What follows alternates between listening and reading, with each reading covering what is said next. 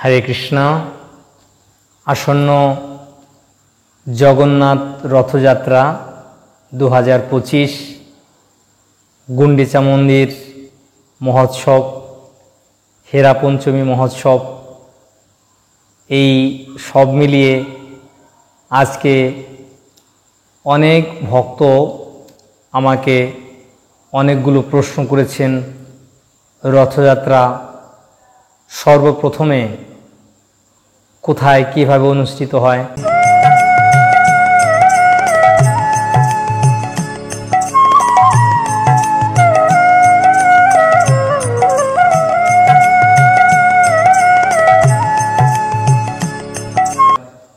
রথযাত্রার ইতিহাস কি, কেন ভগবান তিনি এই রথযাত্রার আয়োজন করলেন, চৈতন্য মহাপ্রভু এই রথের সামনে কিভাবে তিনি নাচতেন, তিনি রথের দড়ি ধরে কিভাবে টানতেন, শিল প্রভুপাদ কিভাবে তিনি ছোটবেলায় এই রথযাত্রা অনুষ্ঠান করতেন, আমেরিকাতে এই রথযাত্রা কে প্রথম কোথায় কত তারিখে কত সালে অনুষ্ঠিত করেন, গুন্ডিচা মন্দির কি, গুন্ডিচা মন্দিরের মাহাত্ম্য কি, ইন্দ্রদুম্ন রাজা জগন্নাথের কাছে কি আশীর্বাদ চেয়েছিলেন ইত্যাদি অনেক সুন্দর সুন্দর প্রশ্ন আপনাদের খুব ভালো লাগবে।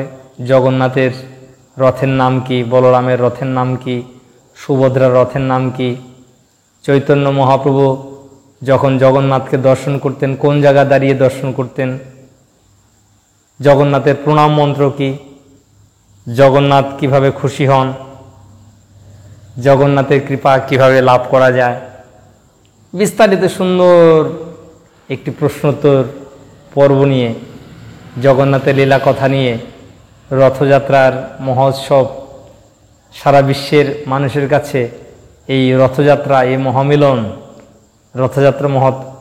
রথযাত্রার গুরুত্ব কি, রথযাত্রা কেন অনুষ্ঠিত হওয়া উচিত, বিস্তারিত প্রশ্নের উত্তর নিয়ে আপনাদের সামনে আজকে হাজির হয়েছে। আশা করি আপনারা সকলে খুব আনন্দ পাবেন শুনে।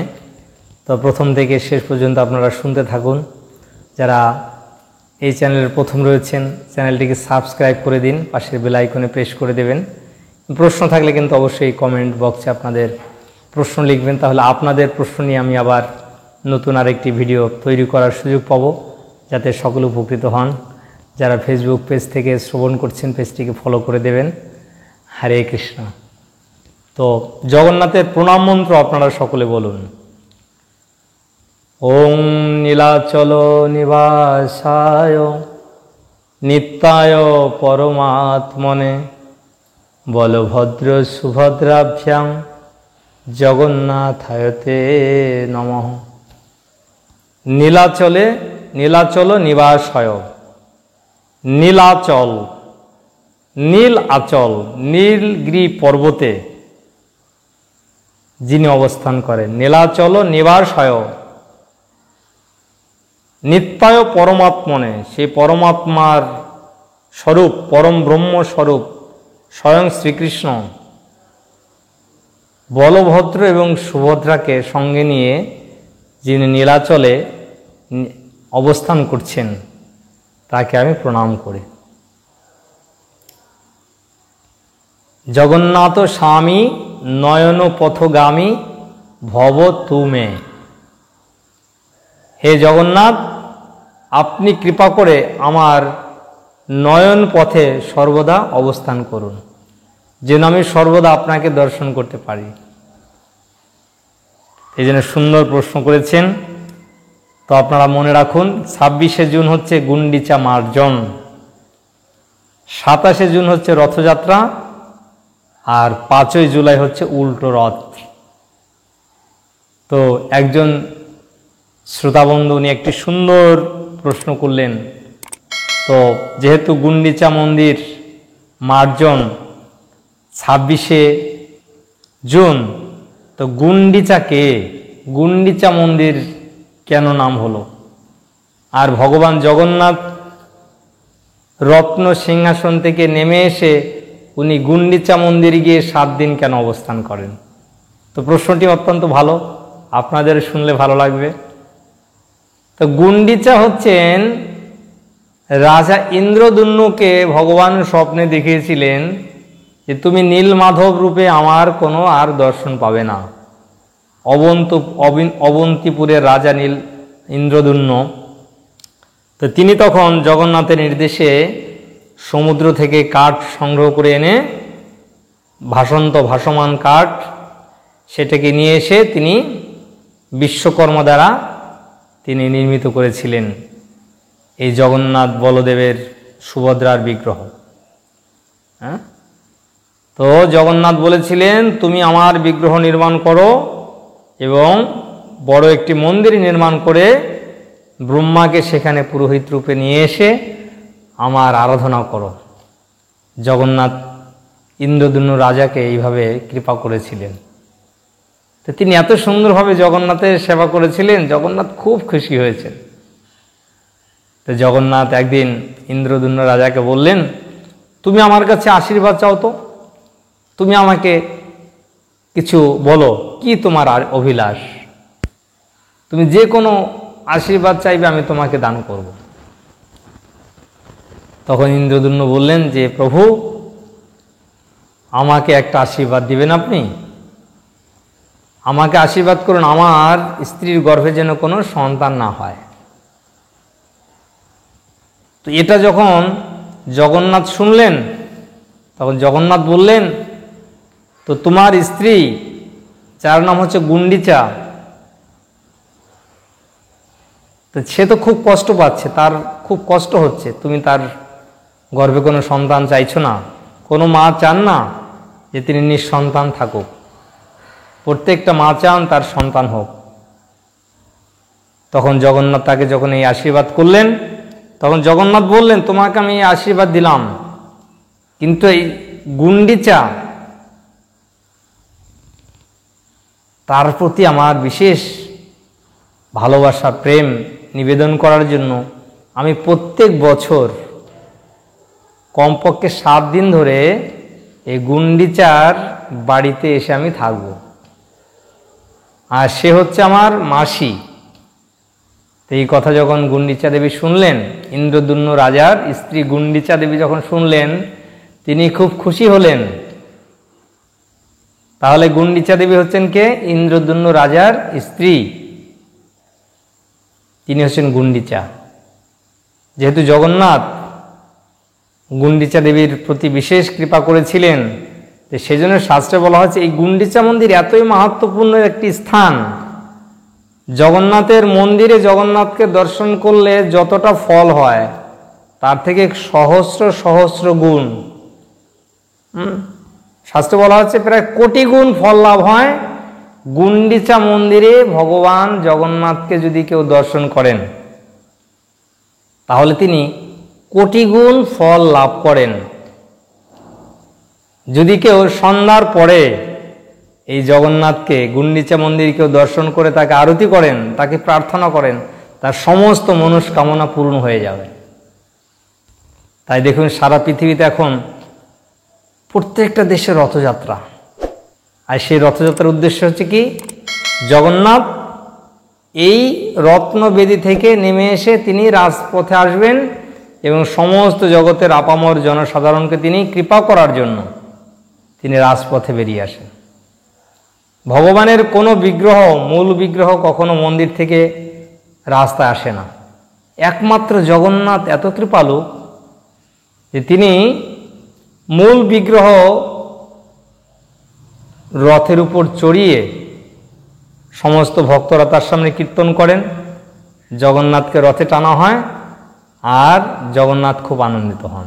তাই প্রথমে জগন্নাথ তাকে এই আশীর্বাদ করলেন, তোমার কোনো সন্তান হবে না। দ্বিতীয় আশীর্বাদ চাইলেন, হে প্রভু আপনি আমাকে আশীর্বাদ করুন যে কি?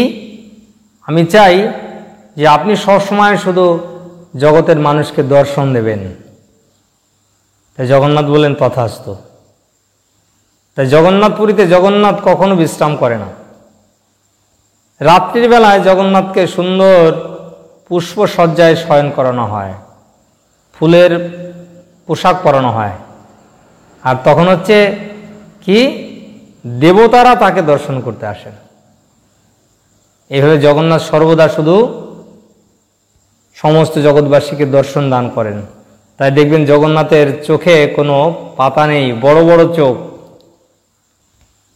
এই জগন্নাথকে যারা কেউ দর্শন করবেন, তার এই চোখের দিকে কেউ যদি তাকাবেন, জগন্নাথ তার সমস্ত পাপ হরণ করে নেন।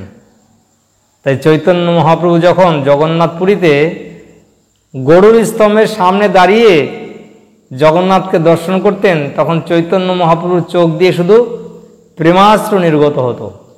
এখন আপনারা দেখবেন জগন্নাথপুরীতে জগন্নাথ মন্দিরের সামনে যে একটা গরুর স্তম্ভ আছে, ওইখানে চৈতন্য মহাপ্রভু গরুর স্তম্ভকে আলিঙ্গন করেছিলেন, আর গরুর স্তম্ভটা গলে গিয়েছিল চৈতন্য মহাপ্রভুর শরীরের স্পর্শে।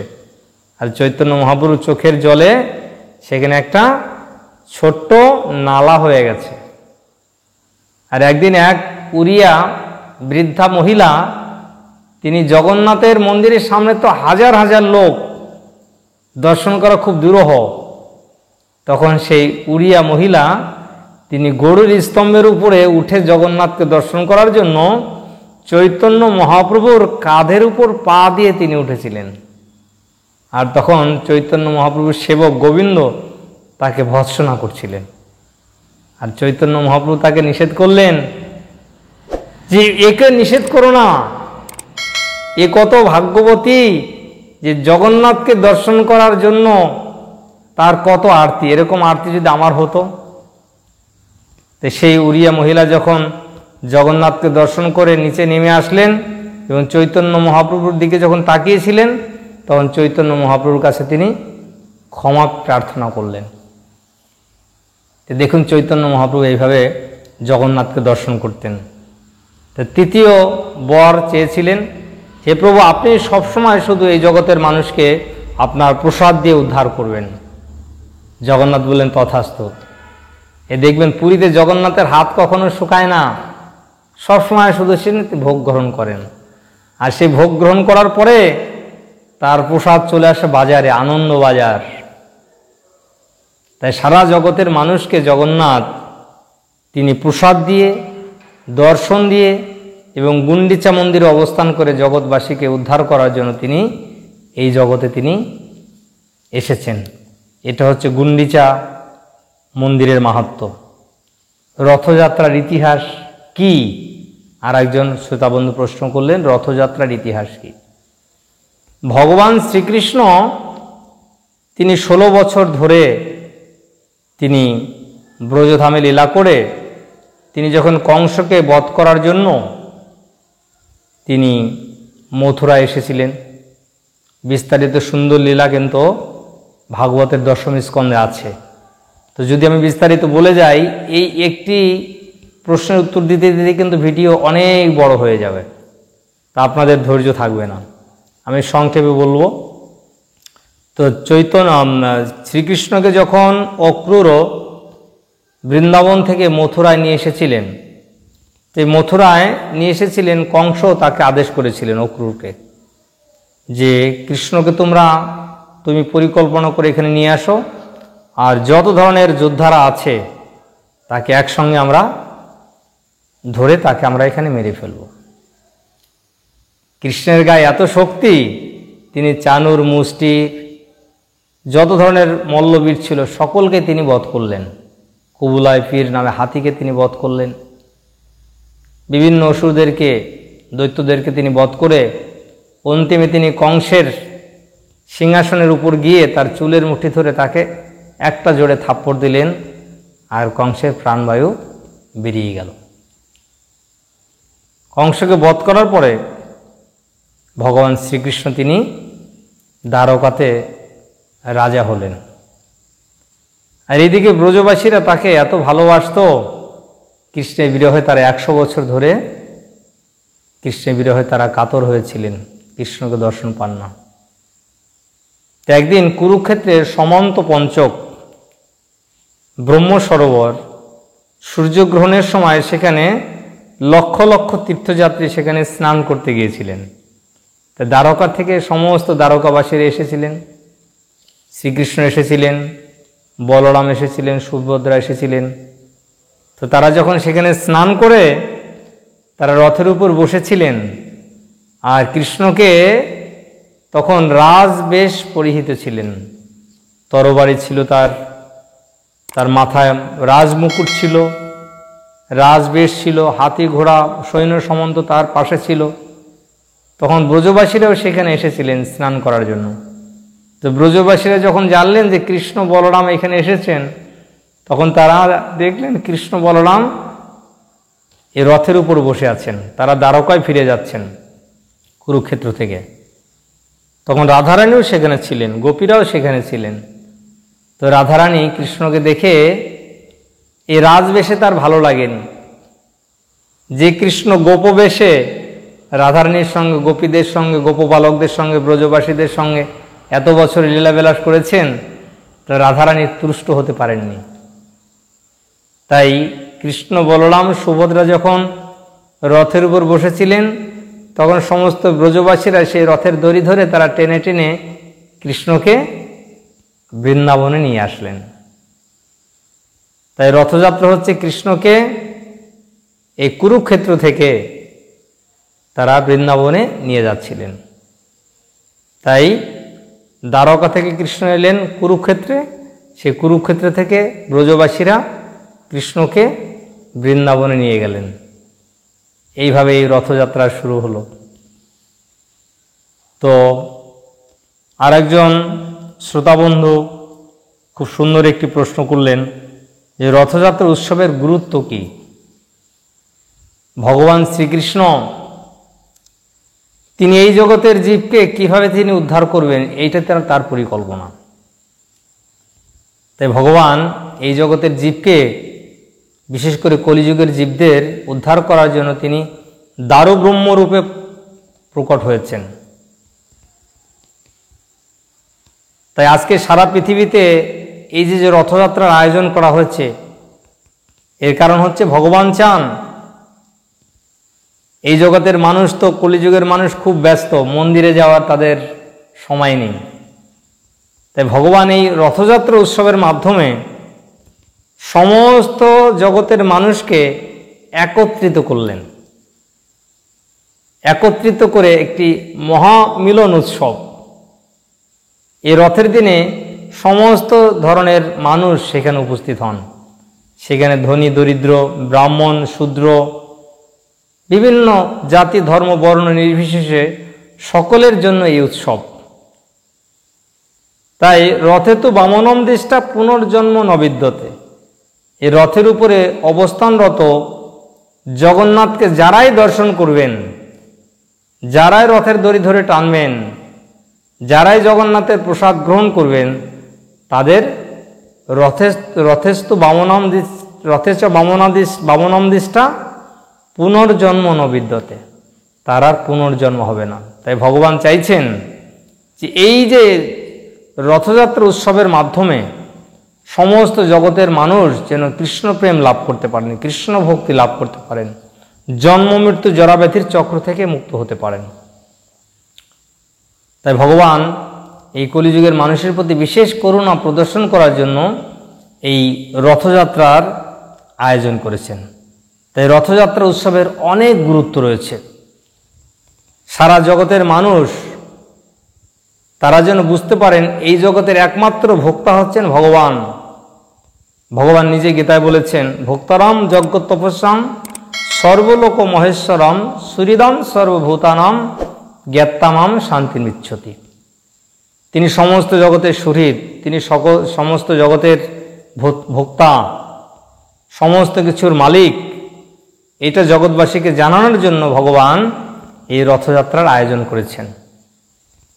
তা আজকে যদি জগতে আমরা শান্তি, সমৃদ্ধি এবং ঐক্য স্থাপন করতে চাই, মানুষে মানুষে, জাতিতে জাতিতে, দেশে দেশে যে আজকে ভেদাভেদ, অশান্তি, যুদ্ধ, এই থেকে মুক্ত হওয়ার জন্য একমাত্র আমাদের কর্তব্য হচ্ছে এই জগন্নাথ রথযাত্রায় অংশগ্রহণ করে জগন্নাথের সেবায় আমাদের আত্মনিয়োগ করা।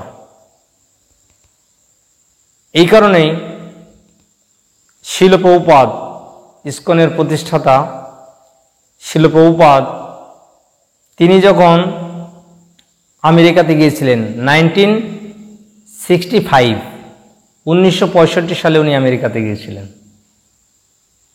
আর 1967 সালে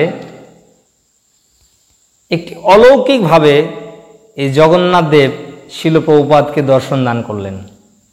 শিল প্রভুপাদের একজন শিষ্যা ছিলেন মালতী মাতাজি। তিনি একটি মার্কেটে গিয়ে তো জগন্নাথের ছোট একটি মূর্তি, উনি জানতেন না এটা জগন্নাথ, সাধারণ একটি খেলনা মনে করে বা ঘর সাজানোর খেলনা মনে করে সেটাকে তিনি কিনে নিয়ে আসলেন। এনে যখন শিল প্রভুপাদের টেবিলের উপর রেখেছিলেন, যে শিল প্রভুপাদ সেটাকে দেখে তিনি দণ্ডবত প্রণাম করলেন। তখন মালতী মাতাজি বললেন, এ প্রভুপাদ আপনি এনাকে প্রণাম করলেন কেন? প্রভুপাদ বললেন, ইনি হচ্ছেন স্বয়ং কৃষ্ণ। কোথা থেকে নিয়ে এসেছো? দেখো এর সঙ্গে আরো দুটো বিগ্রহ আছে, বলরাম এবং সুভদ্রা। তো তিনটাকে যখন নিয়ে আসলেন চৈতন্য শিল প্রভুপাদ তখন বর্ণনা করলেন, এই কালোজন হচ্ছেন কৃষ্ণ, সাদাজন হচ্ছেন বলরাম, আর হলুদজন হচ্ছেন এই কৃষ্ণ বলরামের ভগ্নী সুভদ্রা। তখন মালতী মাতাজির পতি শ্যামসুন্দর প্রভু ছিলেন, তিনি কাঠের কাজ জানতেন। তাকে তিনি আদেশ করলেন প্রভুপাদ যে এই যে তিনটি বিগ্রহের অনুকরণ করে তুমি বড় বিগ্রহ নির্মাণ করো। এভাবে নির্মাণ করলেন এবং একদিন একটি সুন্দর এই বিগ্রহ প্রতিষ্ঠার আয়োজন করলেন শিল প্রভুপাদ আমেরিকাতে। সমস্ত মানুষেরা সেখানে আসলেন আর শিল প্রভুপাদ বললেন, তোমরা একটা করে মোমবাতি জ্বালাবে আর জগন্নাথের সামনে এইভাবে তোমরা ঘোরাবে, হ্যাঁ, সবাই এটা করবে। এবং লাস্টে যখন সকলের মোমবাতি দেখানো হলো, শিল প্রভুপাদ তখন বললেন যে তোমরা যখনই মন্দিরে আসবে জগন্নাথের জন্য একটু ফুল একটু ফল নিয়ে আসবে, আর প্রতিদিন তোমরা এখানে মোমবাতি দিয়ে আরতি করবে। এইভাবে জগন্নাথের বিগ্রহ প্রতিষ্ঠা হয়ে গেল। তখন শিল প্রভুপাদ একদিন বাইরে গিয়েছিলেন, এসে দেখেন যে জগন্নাথ মন্দিরে নেই। তখন জিজ্ঞাসা করলেন জগন্নাথ কোথায়? তখন তারা বললেন যে প্রভুপাদ জগন্নাথকে ওরা পার্কের মধ্যে নিয়ে কীর্তন করছেন। তখন প্রভুপাদ খুব অসন্তুষ্ট হলেন। তিনি বললেন যে এইভাবে জগন্নাথকে কখনো নিয়ে যাওয়া যায় না, নিয়ে যাওয়া উচিত নয়। তোমরা যদি জগন্নাথকে নিয়ে যেতে চাও তাহলে তার জন্য রথযাত্রা করবে তোমরা। তখন শিল প্রভুপাদ 1967 সালের 25শে জুলাই আমেরিকাতে সান ফ্রান্সিসকোতে উনি রথযাত্রার আয়োজন করেন। আর এই সান ফ্রান্সিসকোকে উনি বললেন এটা হচ্ছে নিউ জগন্নাথ পুরী।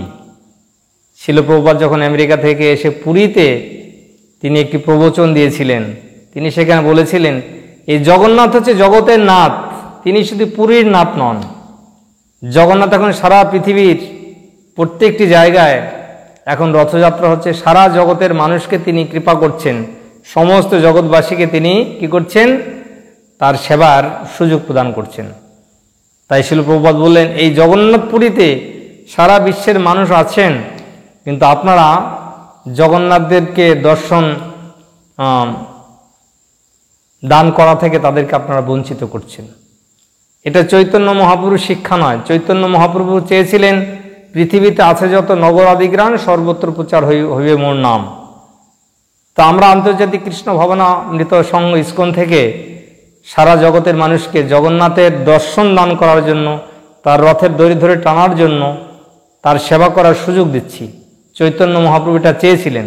আর আপনারা জগন্নাথ দেবকে দর্শন করা থেকে মানুষকে বঞ্চিত করছেন। আপনারা বলছেন যারা ব্রাহ্মণ নন তারা ছাড়া মন্দিরে কেউ প্রবেশ করতে পারবে না। তাই আপনাদের যে এটা যে নিয়ম, এটা কোনো শাস্ত্রে নেই। ভগবানকে দর্শন করার অধিকার সকলের রয়েছে। তাই আপনারা এই গোড়ামি থেকে নিজেদেরকে অব্যাহতি দিন এবং সমস্ত জগৎবাসীকে জগন্নাথের দর্শনের সৌভাগ্য প্রদান করুন। তো এইভাবে শিল প্রভুপাদ সকলকে আহ্বান জানিয়েছিলেন, জগন্নাথপুরীর সমস্ত পূজারীদের আহ্বান জানিয়েছিলেন, কিন্তু তাদের সেই গোড়ামি তারা যেহেতু ত্যাগ করেনি, তাই শিল প্রভুপাদের শুদ্ধ ভক্তির প্রভাবে শ্রী জগন্নাথ বলদেব সুভদ্রা মহারানী আমেরিকাতে প্রকট হয়েছেন এবং সারা বিশ্বের শত শত ইস্কন মন্দিরে প্রচার কেন্দ্রে আর জগন্নাথ দেবের সেবা প্রকট হয়েছে। তাই ইস্কনের প্রথম মূল বিগ্রহ হচ্ছে জগন্নাথ বলদেব সুভদ্রা মহারানী। তাই শিল প্রভুপাদ বললেন যে রাধাকৃষ্ণের সেবা খুব কঠিন, কিন্তু জগন্নাথের সেবা কঠিন না। জগন্নাথ অত্যন্ত কৃপালু, জগন্নাথের সেবা সকলেই করতে পারেন। তাই এই জন্য এই জগন্নাথের রথযাত্রা গুরুত্ব অনেক অপরিসীম। আমরা যেন সমস্ত অবস্থায় এই জগন্নাথ দেবের সেবা করতে পারি, জগন্নাথের দর্শন লাভ করতে পারি, এই সুযোগ শিল প্রভুপাদ আমাদেরকে করে দিয়েছেন। তাই শিল প্রভুপাদই একমাত্র এমন একজন আচার্য, এমন একজন শুদ্ধ ভক্ত, যার আহ্বানে, যার শুদ্ধ ভক্তির বলে আমেরিকাতে 1967 সালের 25শে জুলাই থেকে এই জগন্নাথ দেবের রথযাত্রা শুরু হয়।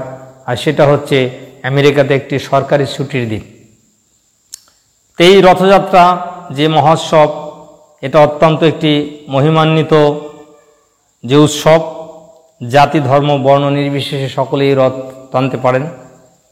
তো আরেকজন শ্রোতাবন্ধু প্রশ্ন করেছেন, জগন্নাথ দেবের এই যে রথযাত্রায় তিনি রথে ওঠেন, এই তিনটি রথের নাম কি? জগন্নাথের রথ আগে যায় না কেন? বলরামের রথ কেন আগে যায়? জগন্নাথের রথ পিছে যায় কেন? তাই শাস্ত্রে বলা হয়েছে যে বলদেব উনি হচ্ছেন গুরুতত্ত্ব, গুরুদেবের কৃপায় কৃষ্ণ মেলে। তাই বলদেব কি করেন? জগন্নাথের সেবক রূপে তিনি আগে আগে যান। যেমন কোনো রাজা এলে তার সেবকের আগে যায়, তেমনি বলদেব তিনি আগে যান। তার রথের নাম হচ্ছে তালধ্বজ। আর সুভদ্রা যেহেতু ছোট বোন, তিনি মাঝখানে থাকে, তার রথের নাম হচ্ছে পদ্মধ্বজ বা দর্পদলন। আর একদম পেছনের রথে থাকেন জগন্নাথ, যার রথের নাম হচ্ছে নন্দীঘোষ।